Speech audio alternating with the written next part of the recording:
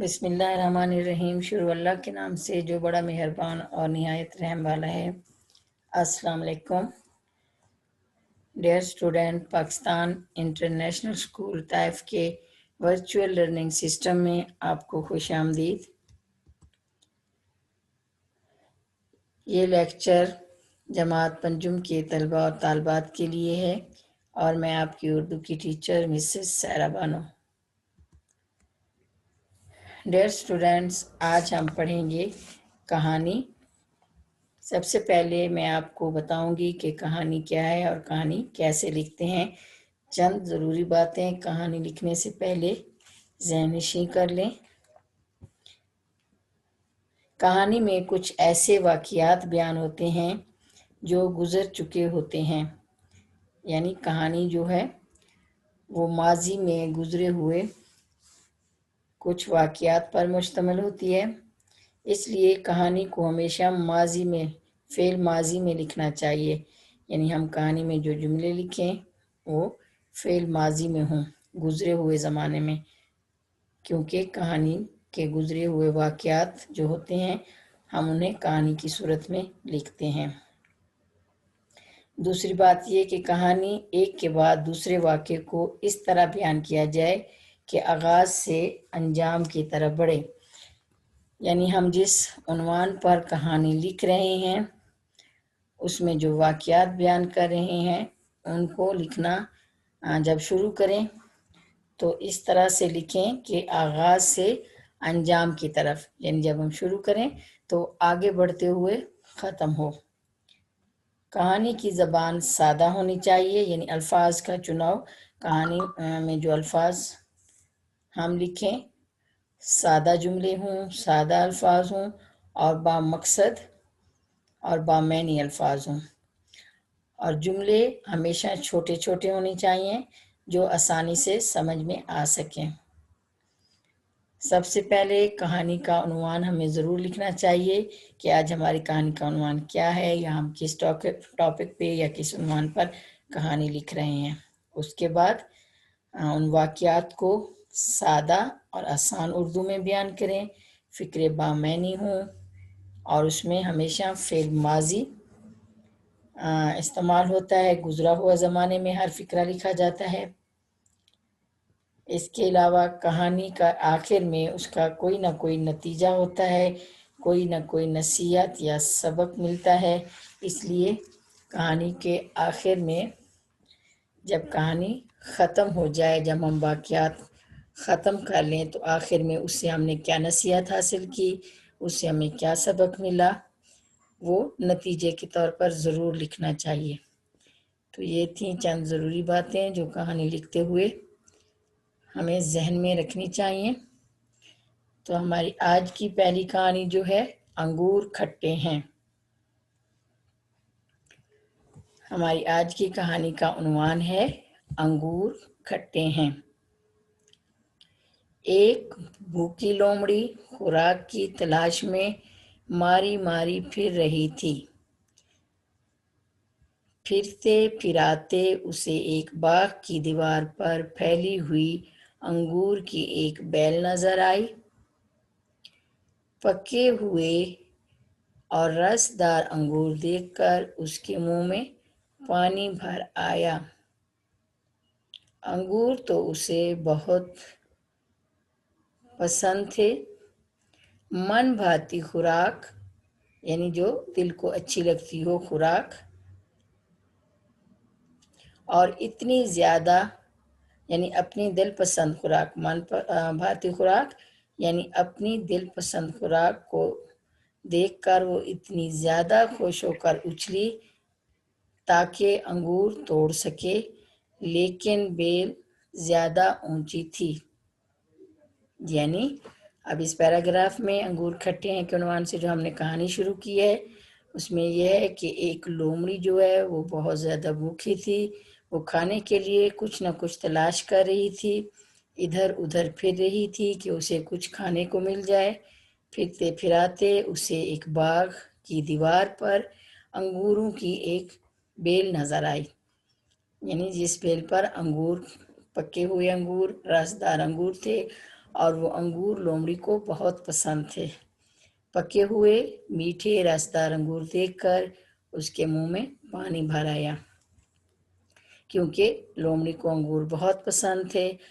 اس لیے وہ خوش ہو کر اوپر کودی، اچھلی، یعنی وہ چھلانگیں لگانے لگی، تاکہ کیونکہ وہ بیل جو تھی دیوار پر اونچی تھی تو ان انگوروں تک پہنچنے کے لیے وہ اچھلنے لگی، اونچی اونچی چھلانگیں لگانے لگی تاکہ وہ انگور توڑ سکے، لیکن بیل جو تھی وہ بہت اونچی تھی۔ لومڑی بھی ضد میں آ گئی، اس نے بار بار اچھل کر انگور توڑنا چاہے لیکن کامیابی نہ ہوئی۔ جب تھک ہار گئی تو وہاں سے منہ لٹکائے چل پڑی۔ پاس ہی جھاڑی میں چھپے ہوئے خرگوش نے سر نکالا اور پوچھا، کہو بھی لومڑی، انگور کیسے ہیں؟ چلاک لومڑی ناک منہ چڑھا کر بولی، یہ انگور کھٹے ہیں۔ اس کہانی میں ہم نے کیا دیکھا کہ ایک لومڑی جو تھی وہ بہت بھوکی تھی، وہ ادھر ادھر کھانے کے لیے کچھ تلاش کر رہی تھی۔ آخر پھرتے پھراتے اسے ایک انگوروں کی بیل نظر آئی، اس پر پکے ہوئے انگور لٹک رہے تھے، اور انگور جو تھے لومڑی کو بہت پسند تھے، لیکن وہ بہت اونچے تھے، اس تک نہیں پہنچ سکتی تھی۔ اس نے بہت کود کود کر چھلانگیں لگائیں، کوشش کی کہ وہ بیل سے انگور توڑ کر کھائے، لیکن وہاں تک نہ پہنچ سکی۔ جب وہ تھک ہار گئی، یعنی وہ ناکام ہو گئی انگور حاصل کرنے میں، تو وہ منہ لٹکائے شرمندہ ہو کر چل پڑی۔ پاس ہی ایک خرگوش جو اسے دیکھ رہا تھا کہ وہ انگور حاصل کرنے میں ناکام ہو گئی ہے، فیل ہو گئی ہے، تو اس نے اس کا مذاق اڑایا۔ کس کا مذاق اڑایا؟ لومڑی کا، کہ بھی لومڑی، انگور کیسے ہیں؟ یعنی اس نے مذاق اڑایا کہ تم نے انگور کھائے، انگور کیسے ہیں؟ تو لومڑی بھی بہت چلاک تھی، اس نے اس کے اس مذاق کا جواب اس طرح سے دیا، ناک منہ چڑھا کر، یعنی شکل بنا کر، غصے میں آ کر کہا کہ یہ انگور کھٹے ہیں، اس لیے میں نے نہیں کھائے۔ یعنی انسان جو چیز حاصل نہیں کر سکتا وہ سمجھتا ہے، حاصل نہیں کر سکتا تو وہ اپنے دل کو تسلی دینے کے لیے کہتا ہے کہ یہ میرے لیے اچھی چیز نہیں تھی، اس لیے میں نے اس کو حاصل نہیں کیا۔ اگر وہ حاصل کر لیتی، انگور کھا لیتی، تو بڑے اتراتی اور بڑے فخر سے کہتی، خرگوش کو جواب دیتی، کیونکہ وہ حاصل کرنے میں ناکام ہوئی تھی، اس لیے اس نے جواب دیا کہ انگور کھٹے ہیں۔ یعنی جو چیز حاصل نہ ہو سکی اس کو برا کہہ کر چھوڑ دیا۔ تو ڈیئر اسٹوڈینٹس، یہ تھی ہماری کہانی انگور کھٹے ہیں۔ آج کی ہماری دوسری کہانی ہے اتفاق میں برکت ہے۔ کہانی لکھنے کے اصول ہیں جو میں نے آپ کو پہلے بتائے ہیں۔ سب سے پہلے ہمیں جس عنوان پر ہم کہانی لکھ رہے ہیں، سب سے پہلے ہم اس کا عنوان لکھیں گے، یعنی اتفاق میں برکت ہے۔ جیسے ہم کہانی لکھ رہے ہیں تو اس کا یہ عنوان ہم سب سے پہلے لکھیں گے۔ اس کے بعد پھر ہم واقعہ، کیونکہ کہانی گزرے ہوئے واقعات پر مشتمل ہوتی ہے، جو واقعہ ہم اس بارے میں بتانا چاہ رہے ہیں یا لکھنا چاہ رہے ہیں وہ شروع کریں گے، اور آغاز سے پھر اس کو انجام تک مختلف پیراگراف کی صورت میں انجام تک پہنچائیں گے، اور آخر میں ہم جو اس کہانی سے سبق حاصل کریں گے یا نصیحت حاصل کریں گے یا نتیجہ جو نکلے گا وہ لکھیں گے، اور اس کا کہانی کا نتیجہ لکھنا بھی بہت ضروری ہوتا ہے۔ تو ہماری دوسری کہانی ہے اتفاق میں برکت ہے۔ ایک دفعہ ایک شکاری شکار کی تلاش میں نکلا۔ ایک میدان میں پہنچ کر اس نے کچھ دانہ بکھیرا۔ تھوڑی دیر میں کچھ کبوتر اڑتے ہوئے آن پہنچے، یعنی آ پہنچے، اور دانہ چگنے لگے۔ شکاری نے دانے کے اوپر جال بچھا رکھا تھا، بیچارے کبوتر اس میں پھنس گئے۔ اب تو وہ بہت پریشان ہوئے، گٹر گوں وہ اپنی بے چینی کا اظہار کرنے لگے کہ ایک بوڑھے کبوتر نے انہیں زور زور سے چلانے کی رائے دی، یعنی زور زور سے آواز دینے کی رائے دی۔ سب کبوتروں نے بوڑھے کبوتر کی بات پر عمل کیا۔ دیکھتے ہی دیکھتے بہت سے کبوتر اور آ پہنچے اور وہ بھی جال میں پھنس گئے۔ شکاری بہت خوش ہوا، لیکن ابھی اس نے جال نہیں سمیٹا تھا کہ بوڑھے کبوتر کے کہنے پر سب کبوتروں نے مل کر ایک ساتھ پروں کو حرکت دی اور یہ جا وہ جا۔ کبوتر جال سمیت فضا میں اڑتے جا رہے تھے اور شکاری اپنا سا منہ لے کر رہ گیا۔ اب اس کہانی میں ہم نے کیا پڑھا کہ اتفاق میں، اتحاد میں، مل جل کر رہنے میں برکت ہے۔ کہانی کا عنوان ہے اتفاق میں برکت ہے، اور کہانی کچھ اس طرح سے ہے کہ ایک شکاری شکار کی تلاش میں تھا۔ وہ میدان میں جب پہنچا تو اس نے کچھ دانے بکھیرے، یعنی زمین پر کچھ دانے بکھیر دیے۔ کچھ دیر بعد اڑتے ہوئے کچھ کبوتر وہاں آئے۔ انہوں نے جب زمین پر بکھرے ہوئے دانے دیکھے تو ان کو سمجھ نہ آئی کہ شکاری نے یہ دانے بچھائے ہوں گے، تو وہ دانہ چگنے کے لیے نیچے اترے اور بیٹھ گئے کھانے۔ اس طرح پھر وہ جال میں پھنس گئے جو شکاری نے جال بچھایا ہوا تھا۔ جب بیچارے کبوتروں کو پتہ چلا کہ اب تو ہم پھنس گئے ہیں تو وہ بہت پریشان ہوئے۔ وٹرگوں وٹرگوں، یہ کبوتروں کی جو آواز ہے وہ نکالتے ہیں، تو وہ پریشان ہو کر زور زور سے وٹرگوں وٹرگوں سے، یعنی اپنی آواز میں اپنی بے چینی، اپنی پریشانی کا اظہار کرنے لگے۔ ان میں سے ایک بڑی عمر کا کبوتر تھا، بزرگ بوڑھا کبوتر تھا، اس کو بات سمجھ آ گئی۔ اس نے ان سب کو مشورہ دیا کہ آپ سب زور سے چلاؤ، یعنی زور سے وٹرگوں وٹرگوں کرو۔ تو کبوتروں نے اس کی بات مانی۔ سب کبوتروں نے بوڑھے کبوتر کی بات مانتے ہوئے زور زور سے آوازیں دیں۔ ان کی آوازیں سن کر ان کے اور ساتھی کبوتر بھی وہاں آ پہنچے اور وہ بھی جال میں پھنس گئے۔ شکاری بہت خوش ہوا، وہ سمجھا کہ ان کے ساتھ اور بھی بہت سے کبوتر میں نے پھانس لیے ہیں، لیکن وہ یہ نہیں جانتا تھا کہ وہ یہاں ان کی مدد کرنے کے لیے آئے ہیں۔ تو ابھی شکاری جو تھا اس نے اپنا جال نہیں سمیٹا تھا، نہیں اٹھایا تھا کہ سب کبوتروں نے جو پہلے پھنسے ہوئے تھے اور جو بعد میں ان کے چلانے پر ان کی مدد کے لیے آئے، سب نے مل کر متحد ہو کر ایک ہو کر اپنے پروں کو حرکت دی۔ اپنے پروں کی مدد سے وہ اڑے اور وہ جو جال تھا وہ بھی اڑا کر شکاری کا لے گئے، اور شکاری جو تھا وہ بس ان کو دیکھتا ہی رہ گیا، اور شکاری جو تھا اپنا سا منہ لے کر رہ گیا، یعنی وہ شرمندہ ہو کر رہ گیا کہ میں نے تو ابھی سمیٹا ہی نہ تھا، اور یہ چھوٹے چھوٹے کبوتروں نے سب نے مل کر اپنے اتفاق اور اتحاد سے مجھے دھوکہ دیا اور میرا جال جو تھا وہ بھی ساتھ لے گئے۔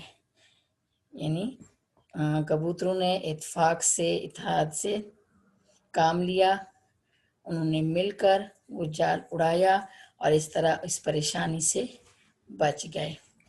تو اس کہانی سے ہمیں کیا سبق ملتا ہے، کیا نصیحت ملتی ہے؟ یہ کہ اتفاق میں برکت ہے۔ جو بھی کام ہم مل جل کر کریں، ایک دوسرے کا کہنا مان کر متحد ہو کر کریں، متحد ہونے میں طاقت ہے، کیونکہ اگر تھوڑے چند ایک کبوتر تھے وہ جال نہیں اڑا سکتے تھے۔ جب سب مل کر سب نے زور لگایا تو انہوں نے وہ شکاری کا جال بھی اڑا کر لے گئے۔ تو اس کا نتیجہ یہ ہے کہ اتفاق میں برکت ہے۔ نیچے ہم اس کہانی کا نتیجہ لکھیں گے، اتفاق میں برکت ہے یا اتحاد میں برکت ہے۔ ڈیئر اسٹوڈینٹس، یہ تھی ہماری آج کی کہانیاں۔ پہلے ہم نے پڑھی انگور کھٹے ہیں، ہماری دوسری کہانی تھی اتفاق میں برکت ہے۔ امید ہے آپ کو اچھی طرح سے سمجھ آ گئی ہوگی۔ اب ہم پڑھتے ہیں کچھ قواعد، یعنی فعل، فاعل، مفعول، یعنی اسم فعل۔ ہم پڑھیں گے کہ اسم فعل کیا ہے، اس کے بعد اسم فاعل کیا ہے اور اسم مفعول کیا ہے۔ فعل، سب سے پہلے ہے اسم فعل۔ اسم فعل کی تعریف یہ ہے کہ یہ وہ کلمہ ہے جس میں کسی کام کا کرنا، ہونا یا سہنا پایا جائے۔ اگر کہیں پر کوئی سوال آئے کہ اسم فعل کی تعریف لکھیں تو اسم فعل کی تعریف کیا ہے؟ فعل وہ کلمہ ہے یا وہ کلمہ جس میں کسی کام کا کرنا، ہونا یا سہنا پایا جائے تو وہ کیا کہلاتا ہے؟ فعل کہلاتا ہے۔ اور فعل کے لفظی معنی ہوتے ہیں کام کے۔ ڈیئر اسٹوڈنٹس، فعل کے لفظی معنی کیا ہوتے ہیں؟ فعل کے لفظی معنی ہے کام، یعنی کسی کام کا کرنا، ہونا یا سہنا فعل کہلاتا ہے۔ مثال کے طور پر احمد پڑھتا ہے، احمد پڑھتا ہے۔ آمنہ کھانا کھاتی ہے، اسلم نے پانی پیا۔ اب یہ جو مثالیں ہیں اس میں فعل کیا ہوا؟ احمد کا پڑھنا۔ احمد نے کیا کام کیا؟ پڑھا، تو پڑھنا کیا ہوا؟ فعل۔ آمنہ کھانا کھاتی ہے تو آمنہ نے کیا کام کیا؟ کھانا کھایا۔ اب اس میں آمنہ کا فعل کیا ہے، یعنی کام کیا ہے؟ کھانا۔ اسلم نے پانی پیا، اسلم نے کیا کام کیا؟ پانی پیا، تو پیا کیا ہوا؟ فعل۔ پانی کا پینا جو ہے، اسلم کے پانی کا پینا فعل ہوا۔ اس کے بعد ہے فاعل، اسم فاعل۔ فاعل کے معنی ہے کام کرنے والا۔ ہم نے اوپر پڑھا فعل کے معنی ہے کام، اور فاعل کے معنی ہے کام کرنے والا، یعنی وہ اسم جو کسی کام کرنے والے کو ظاہر کرے۔ مثلاً پڑھنے سے پڑھنے والا، لکھنے سے لکھنے والا، دوڑنا سے دوڑنے والا۔